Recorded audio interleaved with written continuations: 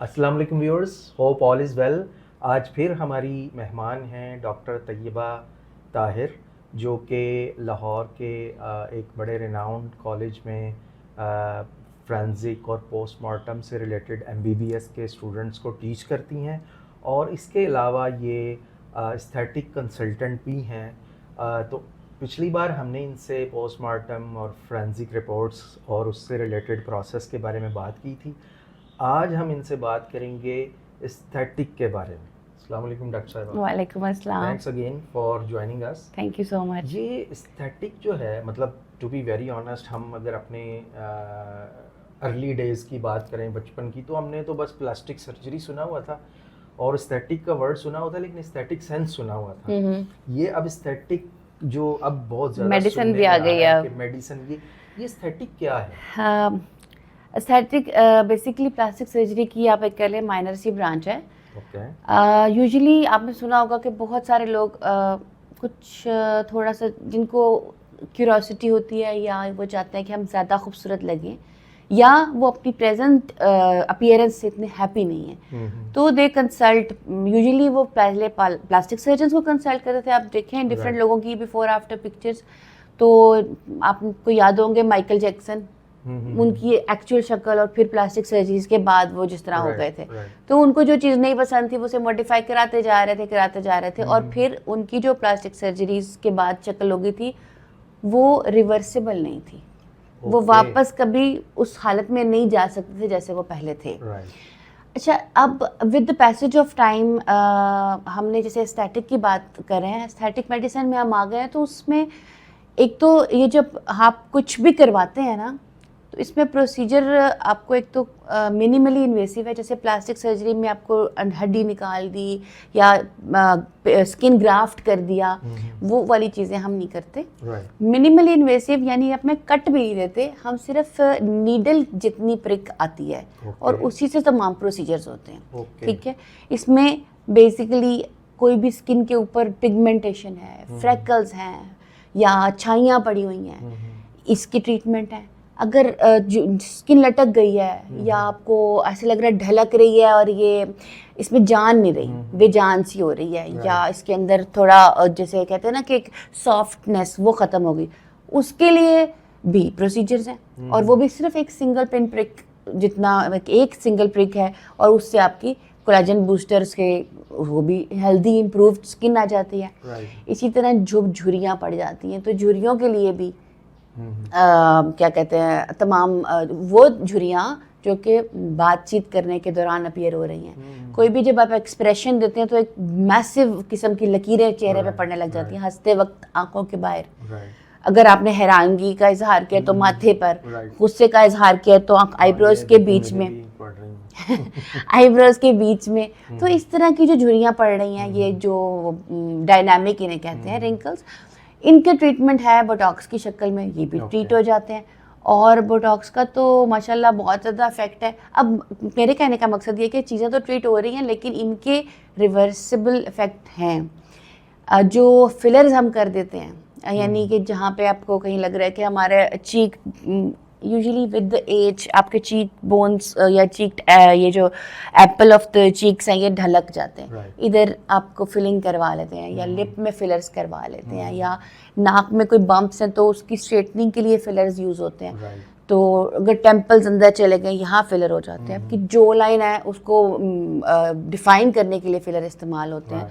ये और इसके इफेक्ट ये है कि ये रिवर्सिबल इस सेंस में है कि उसका एंटीडोट भी मौजूद है, एक चीज़। और दूसरी चीज़ ये कि ये बहुत ज़्यादा लंबा अरसा तक लास्ट नहीं करते।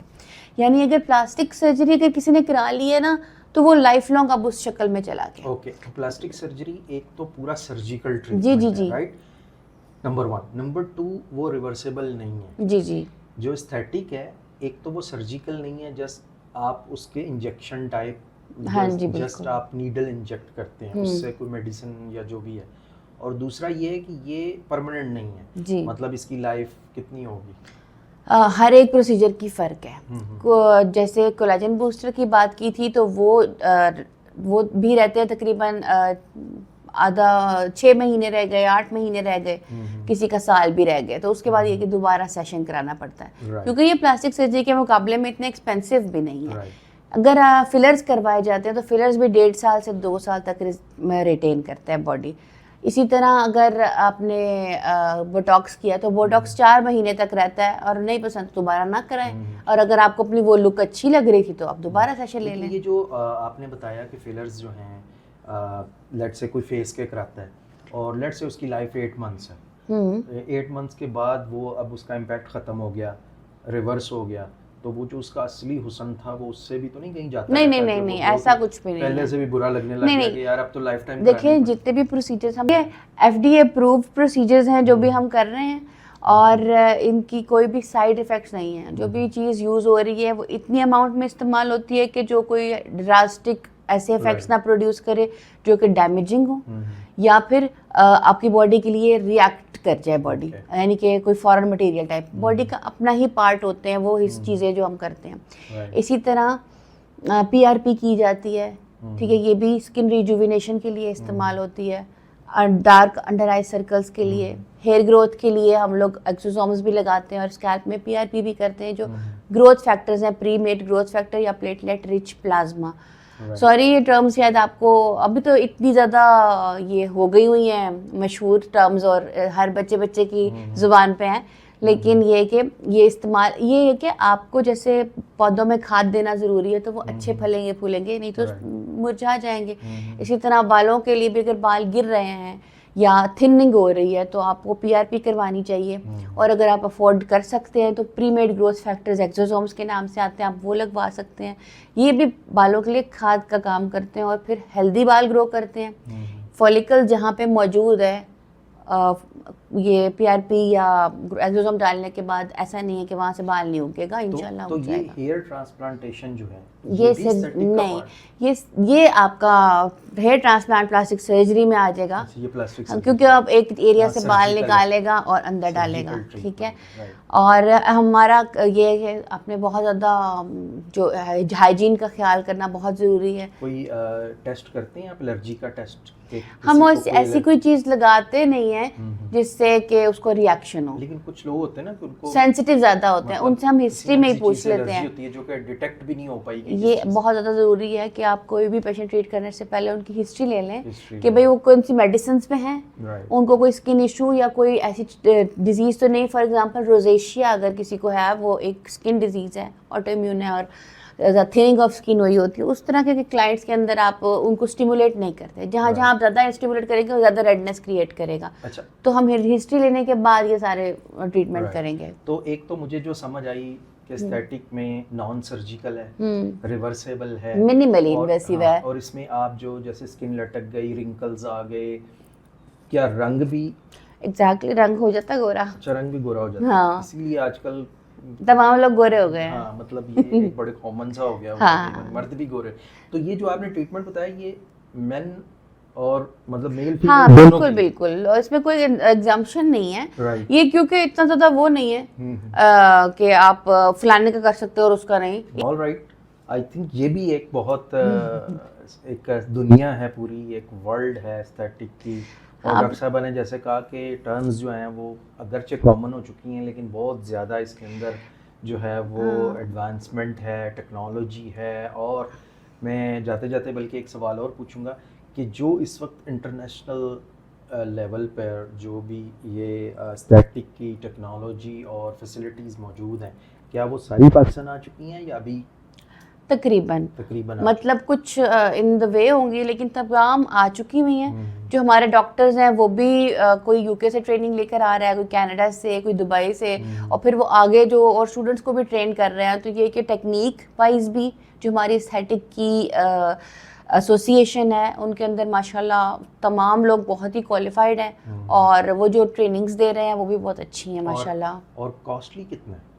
अच्छा, प्लास्टिक सर्जरी के मुकाबले में ये इतना कॉस्टली नहीं है, लेकिन इसमें भी क्या स्टैंडर्ड्स हैं? सस्ता? ओह यस, इसके अंदर ये है कि यूजुअली ना अगर देखा जाए तो इसमें चाइनीज़ भी हैं, कोरियन भी हैं, अमेरिकन भी हैं। तो अब चाइनीज़ हम ज़्यादा इस्तेमाल नहीं कर रहे, कोरियन और अमेरिकन ऑलमोस्ट सेम रिजल्ट देते हैं, ठीक है, but American are far more expensive. थोड़ा सा हो सकता है कि 20% कुछ क्वालिटी में फ़र्क आ जाए, कोरियन भी प्रॉमिसिंग रिजल्ट देते हैं। तो यूजुअली इकोनॉमिक, हमारी इकोनॉमी का आपको पता ही है, उसको ध्यान में रखते हुए, अपने क्लाइंट्स के बजट को ध्यान में रखते हुए हम कोरियन प्रोडक्ट्स इस्तेमाल करते हैं ज़्यादातर।